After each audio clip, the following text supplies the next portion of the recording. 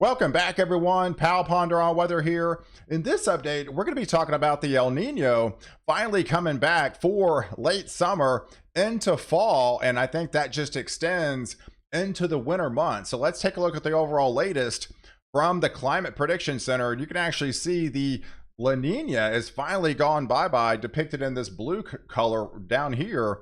And it's been replaced through the what they call Enso neutral type setup, and that's where we predominantly are right now. And I think that continues for the next couple of months. But by the time we make the transition into your summer months, and especially into July, I think that's when we'll be fully classified in an El Nino by then. And I think that continues to strengthen through fall as well as into the winter months. And if we take a look at the overall models as well, the trend is your friend, folks. We're finally getting out of that La Nina into the Enso neutral, and now we're heading towards that borderline El Nino by the time we head into your late summer months. And then I think that just extends into the fall. Even on all the models are really kind of hinting that going forward. And if we take a look at the latest since 1950s and where these La Ninas and El Ninos stand, you can actually see this area in blue here that, for the last 3 years, we've been in that La Nina, and we'd have to go back till about 2015 to portions of 2016, the last time we saw a fairly decent El Nino, and then we'd have to go back all the way to 1997 before we saw a fairly strong El Nino. And there are some indication on some of these longer range guidance, it tries to get to some of these levels by the time we head into your deeper into the fall, into the winter months. So let's take a look at what an El Nino typically looks like. And we're already seeing the beginning stages of it as well, with the southern jet stream starting to get a lot more active, and it continues to be more active as we get deeper into this El Nino, starting into your late summer, into your fall months. You tend to have these areas down here draped across the southwest, especially portions, good part of the southern regions be predominantly on the wetter side, but then you also have a drier pocket up here across the Ohio Valley, because the polar jet tends to be a lot less active as well. So these systems come across, you have a little bit more ridging starts to build across portions of the Pacific Northwest and heading and diving down with this northwest flow. But a lot of this setup won't actually take shape until kind of your late summer into the fall months. So if you are new to the channel and like detailed weather breakdowns, hit the subscribe button and you're in. You get all my daily content on this channel. It's also important to hit the like button as well. It definitely helps out more than you know. And if you're in the market for a weather station, I definitely highly recommend the Tempest Weatherflow weather station. It's the one I've actually had personally myself for the last 3 years, and it's got a convenient little app. It's all solar. The cool thing about it is it only takes about 10 minutes to install, and once you set it up, you're done, because there's zero maintenance to it, and it's kind of a set it forget it plan. So if you'd like to purchase one, I do have a discount code that would give you 10% off at checkout, and well as free shipping. So I'll have this link in the description below. So if you'd like to order one, you can definitely click on it and order one for yourself. But yeah, here's the trend. We've been seeing this trend that's been coming out of this La Nina, and all indications are this is rapidly changing to that neutral setup where we are currently right now. And I think this will just continue as we get deeper into the spring, and especially as we head into the summer months, because man, look at the latest from the Southern Oscillation Index in the last 30 days. It's just been a rapid deceleration in that index, and that's the transition that we're seeing rapidly coming out of that La Nina into the Enso neutral setup, and it's trying to make a really rapid increase, trending towards that El Nino type setup. And especially the last 2 months as well, you can see these sea surface temperature anomalies out here in the equatorial Pacific since January. So if you include January, February, as well as into March there, we've seen these elevations and that transition eating away all those cooler temperature anomalies and been replaced with much warmer conditions.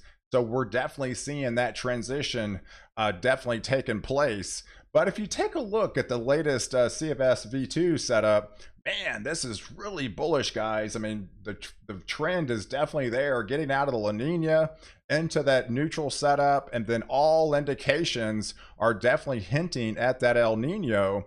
But then this model actually is pretty good.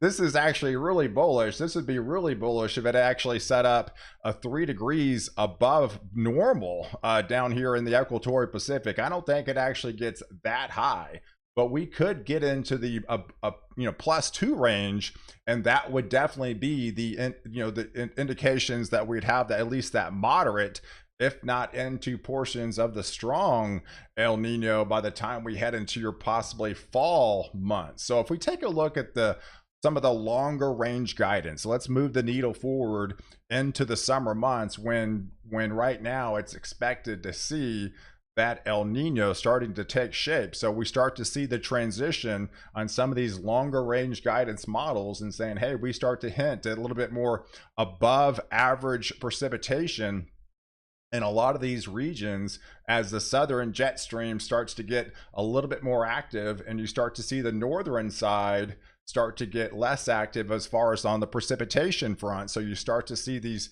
drying out type setups further north, and especially it's crossed through the Ohio Valley and portions of the mid-Atlantic. And then as we head into your, say, maybe October, November, December timeframe through possibly your fall months, as the El Nino would start to rapidly accelerate, we definitely see a lot more wetter conditions further south, activating that southern jet stream as well. So we're starting to see the trend, and a lot of these model guidances, a lot of the model guidance even is hinting at looking at more of a solid El Nino, going forward. And as we extend it even further than that, what you're typically El Nino would look like as even we go into the transition of this upcoming winter for 2023-24, again, we see the active polar, active subtropical jet further south, which would depict a lot of wetter conditions, even possibly colder conditions. Further south, we still have that pocket of across the Missouri Valley as well as into the Ohio Valley of much drier conditions, again partly because the polar jet stream tends to be a little bit more less active during that time frame. So you start to get a lot more temperature anomalies above average in this region, as the southern jet would be the main focal point, and a lot of these systems will be draped across the deep south. And if we even extend it further than that, this would be classic El Nino type setup. And some of these, again, longer range 500 millibar height anomalies on the CFS V2, it's almost like a classic types El Nino type setups, even though some of the longer range models are actually kind of hinting at even this far out. So, but if we extend it into December, look at December, folks. That would be, again, a classic type El Nino taking shape, with the west coming back wet again for those regions, and a lot of the portions of the southwest draping across a good part of the southern plains here, and then draping across a good part of the southern regions into Florida, as again the northern side would be a lot less active with that last polar jet further north, and you'd be those drying out conditions. But again, as the El Nino would start to again rapidly even possibly getting even stronger by then, even into your January timeframe, we start to see a little bit more lift up the northern seaboard, northeastern seaboard up here. But again, that's probably a long ways off. But look, I'm just kind of showing you these extended models that they're already kind of hinting at that rapidly accelerating El Nino going forward. And we'll talk a lot about this as we get deeper into the summer and fall, and especially into the winter months. But gosh, look at that, folks. This is extremely bullish setup with all those warmer conditions starting right now, and this just continues to rapidly deepen. And this is a model guidance, but yeah, this would be all the way until January of 2024, but hinting at that possibly strong El Nino in place by then. So we'll definitely have to watch this play out, because a lot of model guidance is already hinting at that strong El Nino. But on the shorter term, let's kind of take you back and where we stand currently right now, because we're seeing the drought really start to deepen and persist across a good portions of West Texas, getting into western Oklahoma and parts of Kansas as well. But what we're seeing over the next couple of weeks, as that El Nino starts to become a little bit more active, we start to see more precipitation trying to eat away on some of these areas that have seen the drought as of late. Now, that could actually mean that some of these areas that you typically have more of a capping inversion out here in West Texas would start to eliminate that factor and allow more supercell thunderstorms and possibly more severe setups to start to take place. Even though we are kind of getting a little bit of a lull right now, all indications that a good, strong, severe weather pattern starts to set up again as we transition towards maybe later into April into beginning of May.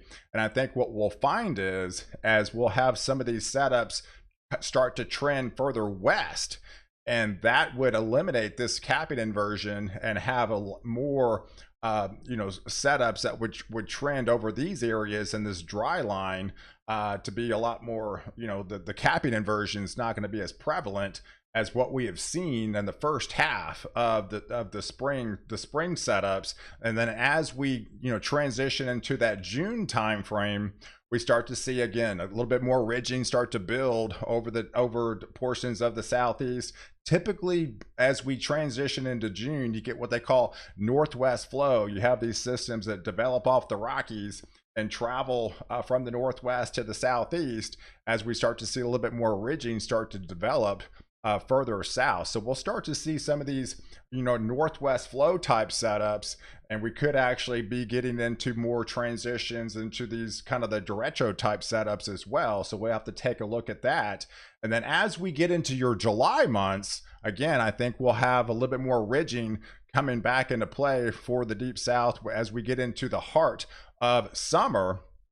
I don't think it's going to be as nearly as hot as what you saw last summer, because we'll have a little bit more setups for more elevated active shower activity further south. But what we'll have to be on the lookout for as we get into your, say, July months, as you get these ridges starting to develop, you get what these call these ridge rider type setups over the top. So we could have those transitions where these blow up of storms travel just on the northern side of this ridging and then to traverse down off the northwest flow. So I think that's what we'll be looking out for as we transition into your your July month. So I appreciate you guys watching. Do like this video, definitely hit the subscribe button, and catch me next update where I protect you before and after storm.